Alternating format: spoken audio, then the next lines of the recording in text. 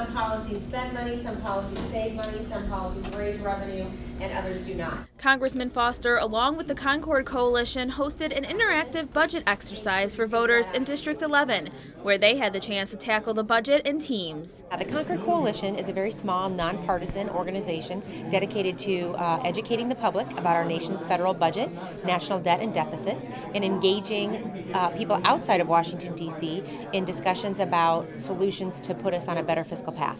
Each table has to make its decisions in a democratic manner. They usually just take a vote section by section in the nation's budget, looking at opportunities for spending cuts, revenue increases, or whatever gets a majority vote at that table. Constituents inside participating in this exercise are using this workbook full of dozens of options to balance the budget. Some of them include reining in healthcare costs, slashing the military budget, and reforming the tax code. These are very, very difficult decisions. We ask them to make very tough choices with little time and little information, and it requires compromise. People come here with different priorities for the federal government and different personal philosophies for what they want the government to do for them. And so we have to give and take, and we have to compromise. Congressman Foster and the Concord Coalition hope this experience will help citizens understand that the budget debate isn't an easy one.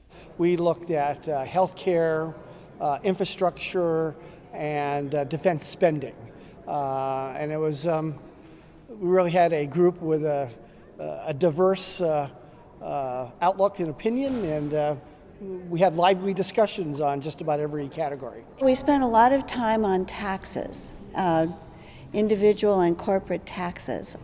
Basically, I think most people are for progressive taxation. Most people are for taxing people who can afford to pay more tax more. All of the votes and actions taken by the teams were recorded, so Congressman Foster can see what aspects of the budget are important to people living in the 11th District. The reason I'm interested in it is that I'm really interested in seeing the thinking and where they think a reasonable common sense compromise should be placed that is really necessary for the long-term health of our country.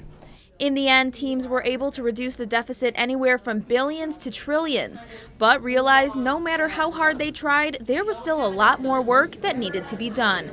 I'm Abudayyeh reporting for Naperville News 17.